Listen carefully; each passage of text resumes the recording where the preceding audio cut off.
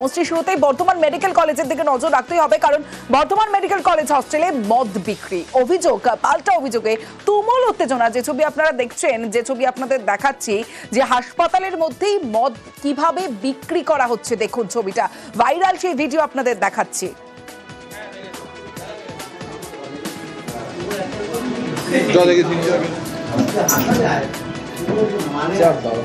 হাসপাতালের ভিতরে এভাবেই হাসপাতালের মধ্যে মদ বিক্রি হচ্ছে, আর অভিযোগ, পাল্টা অভিযোগে তুমুল উত্তেজনা বর্ধমান মেডিকেল কলেজ হস্টেলে।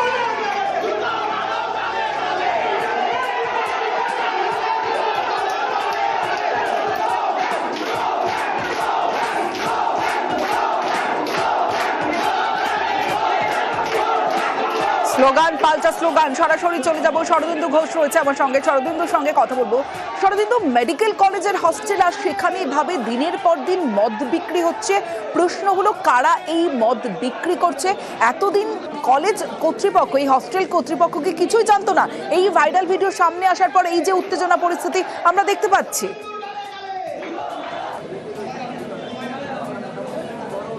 একদমই তমশ্রী, দেখো হোস্টেলের 7 নম্বর বয়েজ হোস্টেলের একটি ঘরে দেখা যাচ্ছে একদম মদ বিক্রি হচ্ছে। শুধু নয়, কিউআর কোড দিয়ে সেই পেমেন্ট করে সেই মদ কিনছে পড়ুয়ারা।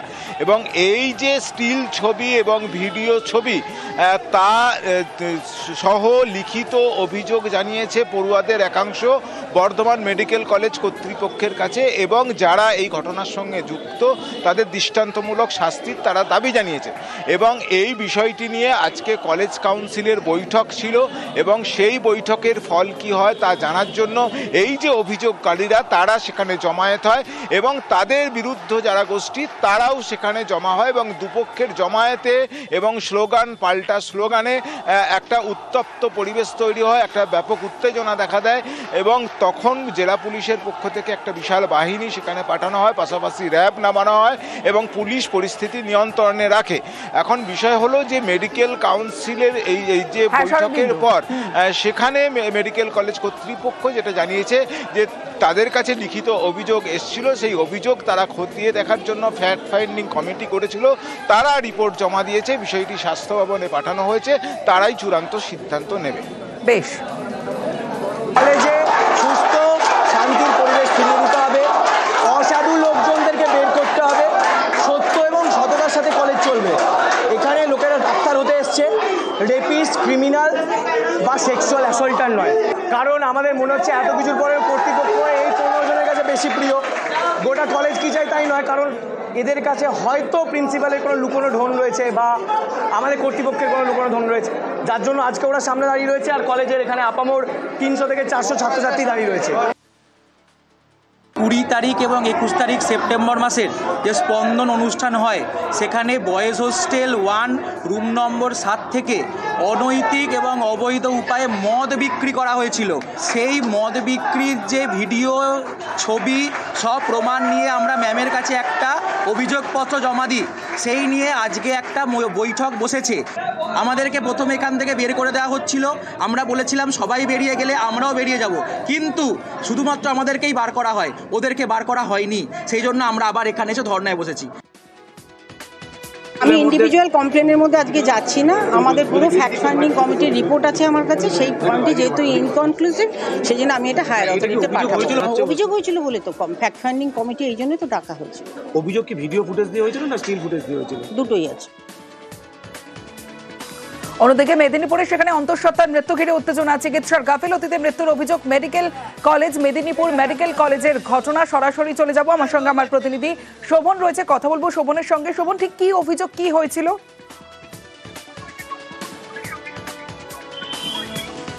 দেখো তমশ্রী, তোমাকে জানিয়ে রাখি যে মেদিনীপুর মেডিকেল কলেজ হাসপাতাল এর আগেও কিন্তু খবরের শিরোনামে উঠে এসেছিল প্রসূতি মৃত্যুকে কেন্দ্র করেই, অর্থাৎ চিকিৎসার গাফিলতির অভিযোগ উঠেছিল এর আগেও। গতকালও সেই একই ঘটনা কিন্তু মেদিনীপুর মেডিকেল কলেজ হাসপাতালে ঘটলো, যেখানে আবারও সেই চিকিৎসার গাফিলতিতে একজন অন্তঃসত্ত্বার মৃত্যুর খবর পাওয়া গেল।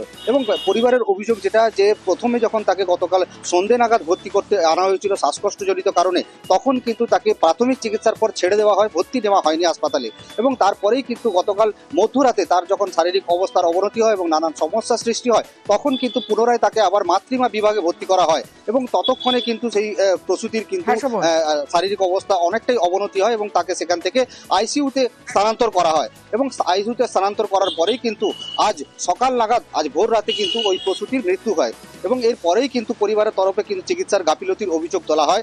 যদিও এই ঘটনার পরে কিন্তু নড়ে চড়ে বসে জেলা স্বাস্থ্য দপ্তর এবং জেলা স্বাস্থ্য দপ্তরের তরফে ইতিমধ্যেই কিন্তু বিষয়টি রাজ্য স্বাস্থ্য দপ্তরে জানানো হয়। রাজ্য স্বাস্থ্য দপ্তরের তরফে ইতিমধ্যেই কিন্তু 3 জনের একটি সদস্যের একটি কমিটি গঠন করা হয়, তদন্ত কমিটি, এবং সেই তদন্তে কি উঠে আসে অবশ্যই নজর থাকবে আমাদের।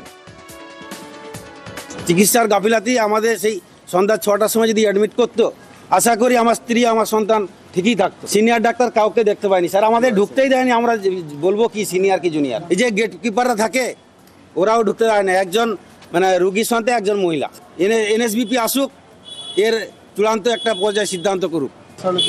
হ্যাঁ, আশা করি সলিড টাইমে চিকিৎসা হলে আমার স্ত্রী এবং সন্তান বেঁচে যেত। আমার কাছেও পেশেন্ট পার্টি এরকম অভিযোগ জানিয়েছেন ওভার টেলিফোন। তো আমি সেটা জানা মাত্র আবার এন থেকে একটা তদন্ত কমিটি গঠন হয়েছে এবং তারা এখন সমস্ত ডকুমেন্ট কালেক্ট করছে, তদন্ত হচ্ছে, যেটা স্যার বললেন এমডিজিপি স্যার।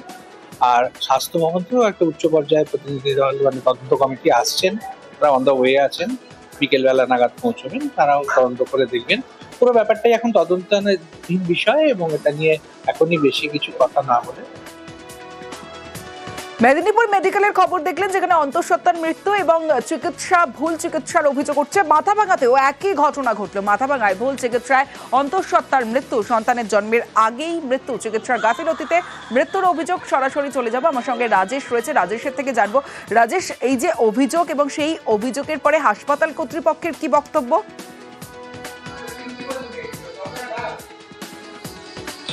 দেখো সমস্ত মাথাভাঙা মহকুমা হাসপাতালে কর্তব্যরত চিকিৎসকের বিরুদ্ধে ভুল চিকিৎসার অভিযোগ এবং এই ঘটনায় কিন্তু মৃত্যু হয়েছে অন্তঃসত্ত্বা মহিলার। এই ঘটনাকে কেন্দ্র করে কিন্তু চাঞ্চল্য ছড়ায় মাথাভাঙা মহকুমা হাসপাতালে। রোগীর পরিবারের অভিযোগ, সুস্থ অবস্থায় সকালে তারা চিকিৎসকের পরামর্শ অনুযায়ী হাসপাতালে অ্যাডমিট করাতে নিয়ে আসেন এবং কর্তব্যরত চিকিৎসকরা জানায় আজই তারা সিজার করবেন। এবং এই ঘটনার পর আনুমানিক সকাল 11টা নাগাদ ওটিতে নিয়ে যাওয়া হয় এবং বিকেল আনুমানিক 5টা নাগাদ ওটি থেকে সেই অন্তঃসত্ত্বা মহিলাকে বের করা হয় এবং সে সময় কিন্তু অন্তঃসত্ত্বা মহিলার খিঁচুনি হচ্ছিল, মুখ দিয়ে রক্ত হচ্ছিল, এমনটা অভিযোগ কিন্তু রোগীর পরিবারের সদস্যদের। এবং চিকিৎসক জানায় এই পেশেন্টকে তারা রেফার করছেন, তাকে অন্যত্র নিয়ে যেতে হবে। এবং তড়িঘড়ি কিন্তু পরিবারের সদস্যরা যখন মাথাভাঙা থেকে কোচবিহারের উদ্দেশ্যে নিয়ে যাচ্ছিলেন, রাস্তাতেই সেই অন্তঃসত্ত্বা মহিলার মৃত্যু হয় এমনটা দাবি পরিবারের। এরপর কিন্তু দেহ তারা মাথাভাঙা মহকুমা হাসপাতালে নিয়ে আসেন এবং সেখানেও কিন্তু চিকিৎসকরা মৃত বলেই ঘোষণা করে। পরিবারের দাবি, কেন আগে থেকে তাদের জানানো হলো না এবং যদি মহিলা অসুস্থ থাকতো কেন তাদেরকে জানানো হয়নি পরিবারের সদস্যদের, এমনকি চিকিৎসক জানায় কেন তাকে দেখানো হয়নি। এই সমস্ত বিষয় নিয়ে কিন্তু পরিবারের চিকিৎসকের গাফিলতির অভিযোগ তুলেছেন। তবে হাসপাতাল কর্তৃপক্ষ কিন্তু গোটা বিষয়টা খতিয়ে দেখে ব্যবস্থা গ্রহণের আশ্বাস দিয়েছে। আধা ঘন্টা ওর সঙ্গে আমি গল্প করছি, তখনও সিজার শুরু হয় নাই, বলছিল অনেকক্ষণ গল্প করলাম, আধা ঘন্টা সুস্থ। আমার সাথে খুব সুন্দর করে কথা বলছে, কোনো অসুবিধা ছিল না। অনেক পেশেন্ট দেখি শুয়ে আছে, অনেক অসুবিধা মনে করে, ওর কোনো অসুবিধাই ছিল না। আপনাদের কি মনে হচ্ছে যে ভুল চিকিৎসায় মারা গেল? আমার তো ধারণা আছে ভুল চিকিৎসায় মারা গেছে। আমার এখন এমার্জেন্সি ডিউটিও চলছে, তো আমি এরকমই একটা পেশেন্টে এখন রিসিভ করলাম। ব্রড ডেট 10:30টার সময় হচ্ছিলো নিয়ে এসেছিল। তো পুরো ব্যাপারটা আমি এইমাত্রই শুনলাম, ঠিক আছে, যে এরকম একটা ঘটনা হয়েছিল যেখানে একটা পেশেন্ট হচ্ছিলো রেফার করা হয়েছিল এমজিএন হসপিটালে। তারপরে সেই পেশেন্টটা হয়তো রাস্তায় গিয়ে তারা পেশেন্ট পার্টি বুঝতে পারে যে পেশেন্টটা হয়তো আর বেছে নিই, তারপরে তারাও নিয়ে আসে এখানে। এবার পুরো বিষয়টা হলো খতিয়ে দেখা হচ্ছে, ঠিক আছে। এবার তার হলো বিএসটি, তার রিফারের কাগজ সব কিছুগুলো দেখা হচ্ছে। দেখে নিয়ে আমরা বিচারটা হলো দেখবো যে হলো কোথায় কী গাফিলতি হয়েছে বা হয়নি, বা হচ্ছে হলো কোনো রকম মিসম্যানেজমেন্ট হয়েছে কিনা সেটা আমরা দেখবো, আমাদের অ্যাডমিনিস্ট্রেশন আমরা দেখবো। ডিগ্রি ছাড়াই ডাক্তারির অভিযোগ, এমনকি রেজিস্ট্রেশন ছাড়াই আবাসনে ডাক্তারির অভিযোগ। কতদিন ধরে এই ঘটনা ঘটছে এবং এই যে ডাক্তারের ডিগ্রি নেই, রেজিস্ট্রেশন ছাড়াই তিনি ডাক্তারি করছেন, এই ঘটনা সামনে এলো কিভাবে আর কোথায় ঘটেছে এই ঘটনা, দেখাবো বিস্তারিত একটা ছোট্ট বিরতির পর। দেখতে থাকুন দুয়ারে রিপোর্টার।